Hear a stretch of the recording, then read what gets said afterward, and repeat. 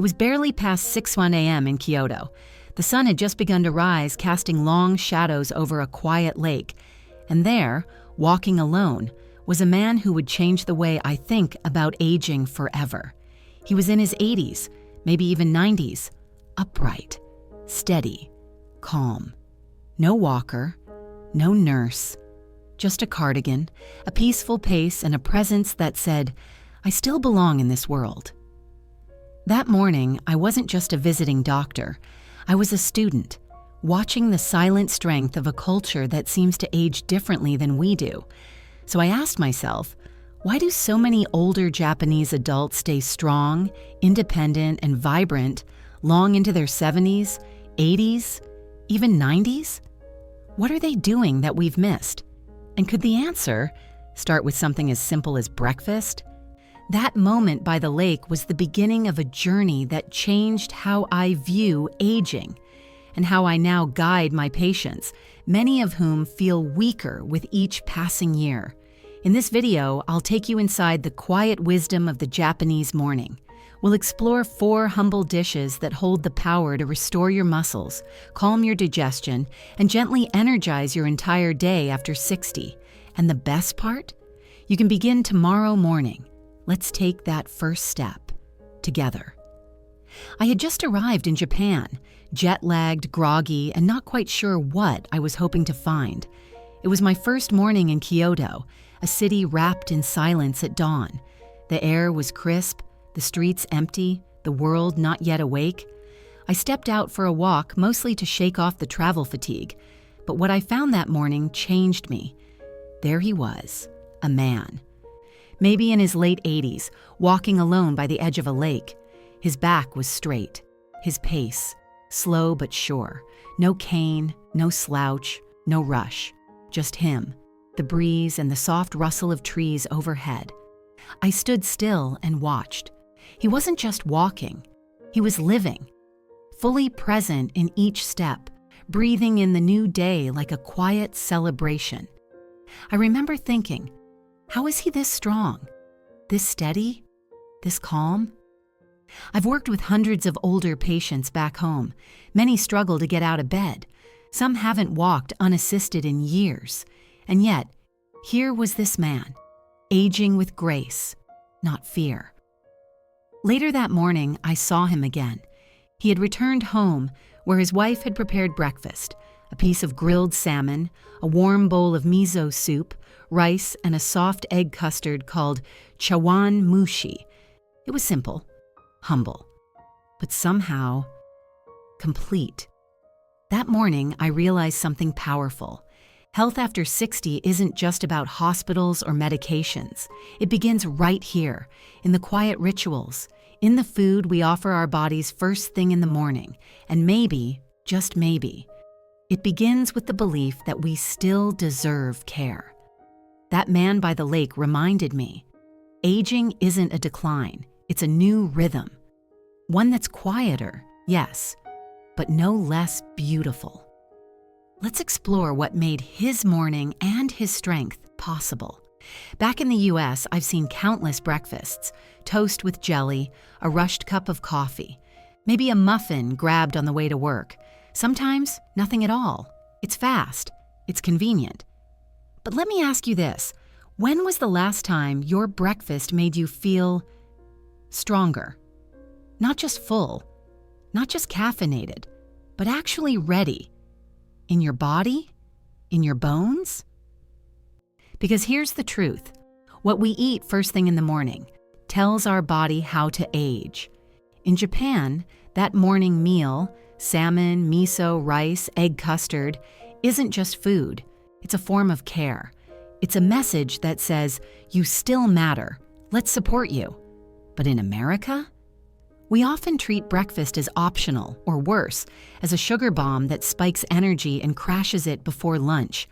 I remember one of my patients, Linda, 67 years old. She told me, by 10 a.m., I'm already exhausted. Her breakfast? A blueberry muffin and coffee. That was it. We swapped it for just 1 egg, some Greek yogurt, and a slice of avocado toast. 2 weeks later, she walked in smiling. "I don't need my mid-morning nap anymore," she said. "It's not magic, it's muscle memory. After 60, your body becomes more sensitive, more responsive to every choice you make." And breakfast is your first decision of the day. In Japan, the elderly aren't chasing youth. They're honoring the stage they're in. They're not trying to do more with less. They're doing better with what they have. And the difference? It starts on the plate. There's something sacred about the early hours. Your home is still quiet. The world hasn't asked anything of you yet. And your body is listening closely, especially after 60. You see, aging brings change, not just in how we feel, but in how we function. Our muscles don't repair as quickly. Our hormones shift. Even the way we absorb nutrients becomes less efficient. It's called sarcopenia, the gradual loss of muscle mass that begins in our 50s and accelerates after 60. But what most people don't realize is that your body still wants to rebuild. It just needs the right signal. And that signal, it often begins with breakfast. Research shows that after a night of fasting, your muscles are most receptive to protein in the morning. That's when they're hungry for repair, for strength, for support. But here's the problem. Many older adults either skip breakfast or they eat what I call hollow foods. Things that fill the stomach but do little for the body. Cereal with sugar, white toast, coffee with cream, and nothing else. It's like trying to patch a leak with tissue paper. You feel like you've eaten, but your body is still waiting for nourishment. Now imagine starting your day differently. A warm bowl of miso soup to awaken your gut. A few bites of grilled salmon, soft, savory, rich in protein. Some steamed rice to give you steady energy. A delicate egg custard to tell your cells, "We're still building." That's not just breakfast. That's recovery. I've had patients in their 70s and 80s tell me they felt stronger within weeks of changing their morning meal, not because they added supplements, but because they added intention. So tomorrow morning, ask yourself, what message do I want to send my body today? Because it's never too late to say, let's begin again, stronger this time. In the West, we often eat to survive, to quiet a growling stomach, to rush out the door, to move on. But in Japan, there's a different rhythm, a quiet reverence. And at the heart of it is a word we rarely hear, shokuiku. Shoku means food, iku means education. Together, they mean food education. But this isn't about calories or carb counting. It's about connection. Shokuiku teaches that food is more than fuel. It's how we communicate with our bodies. It's how we express respect for nature, for family, for ourselves. I remember sitting with an elderly woman in Okinawa, 91 years old. Her hands shook slightly as she lifted her chopsticks, but she smiled, serene, present. "This is how I check in with my body," she told me. "I feel how my hands hold the cup. I notice if I can still sit on the floor. I thank the rice before I eat." She didn't mention vitamins or protein intake, but in those small rituals, she was practicing the purest form of nutrition, mindful nourishment. Shokuiku says, eat a little of many things. Make your plate colorful. Choose warmth. Slow down. Be grateful. And it works. I've seen it in my patients back home who often feel overwhelmed by restrictive diets, meal plans, and food rules.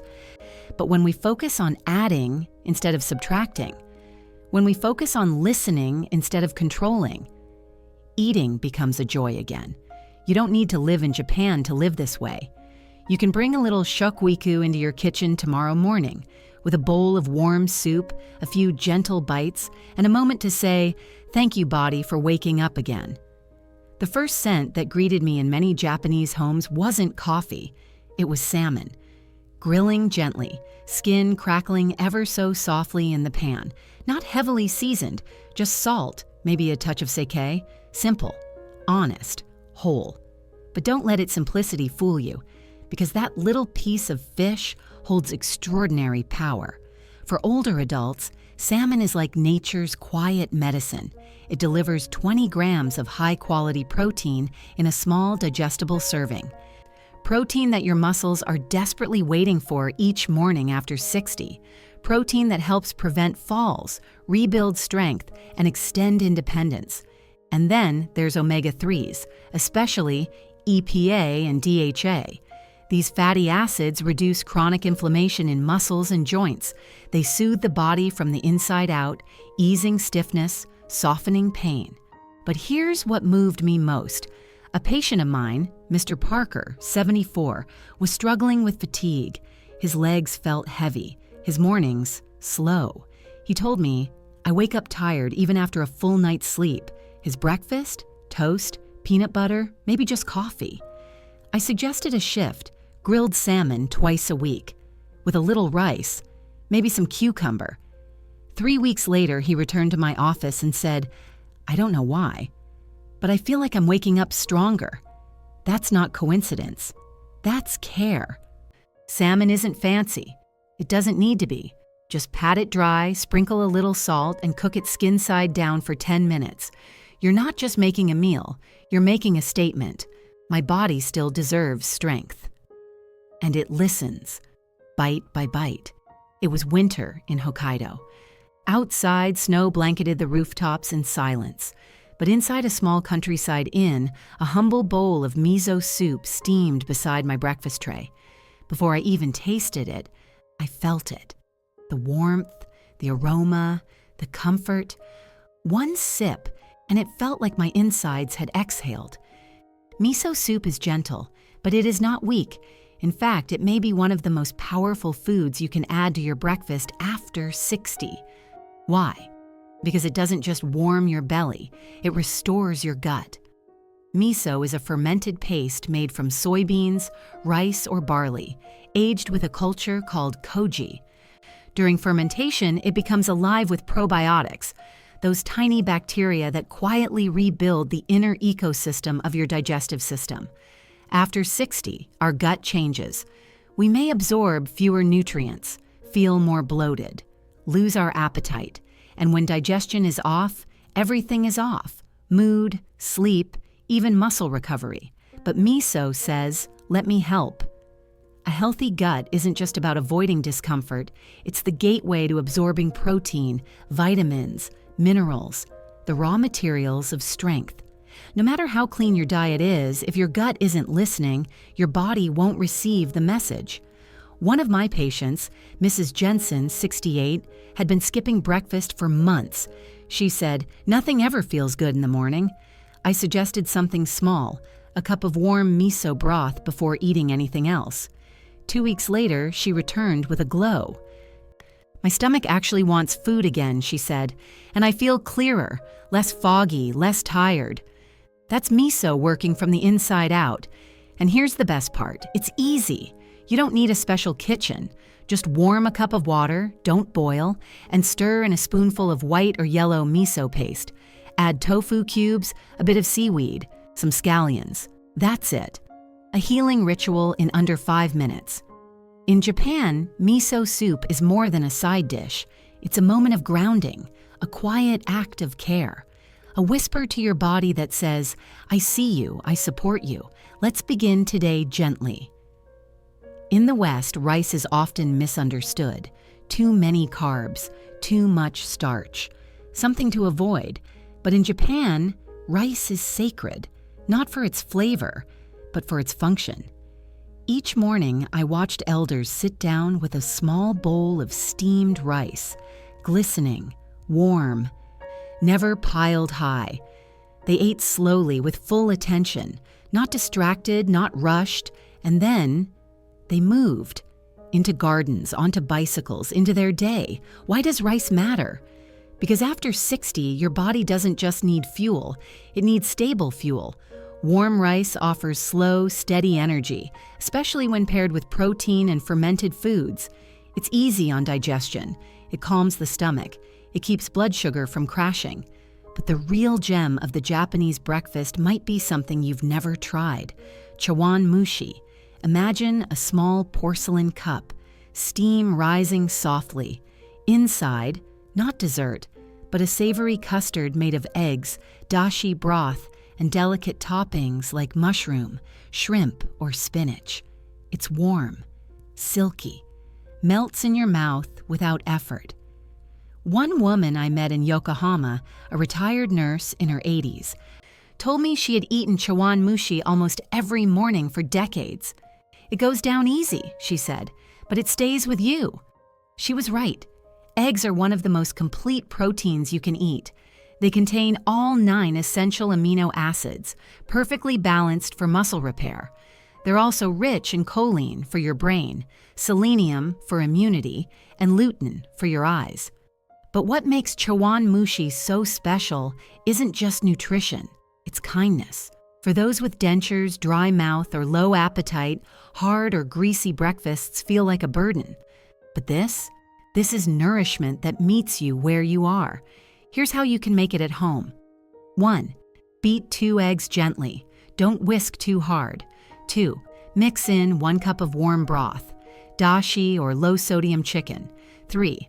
Add a splash of soy sauce, a pinch of salt. 4. Strain for smoothness. 5. Pour into heat-safe cups. Add toppings. 6. Steam gently for 12 to 15 minutes until just set. It's simple, it's soft, it's healing. Together, rice and egg custard bring what we often forget to offer ourselves in the morning: balance, gentleness, and quiet strength. Somewhere in Kyoto, the morning dishes have been washed.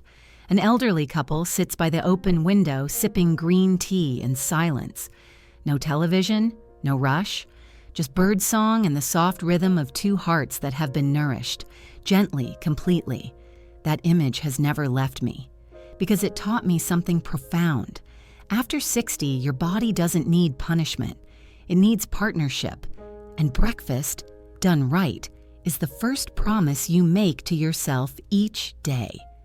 Let's remember the 4 quiet heroes of the Japanese morning. A piece of grilled salmon, rich in protein and omega-3s, helping rebuild what time has worn down.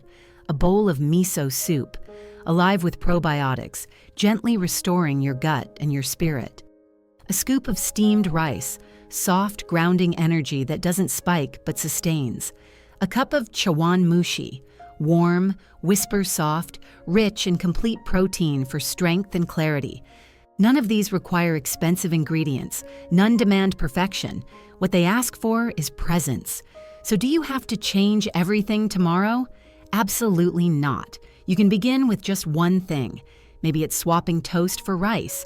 Maybe it's adding a spoonful of miso broth before your usual breakfast. Maybe it's just sitting down to eat without your phone, without distraction. What matters is the shift, from getting through the morning to starting with care. Because even after 60, your muscles are still listening. Your bones are still rebuilding. Your spirit is still reaching forward. One of my patients once told me, after months of small changes, I feel like I'm finally living in a body that takes care of me again. And that is the promise of this breakfast. So tomorrow, as the sun rises, I invite you to pause. Warm something gentle. Take a breath. And let your first bite say, I am here. I still matter. And today, I begin again.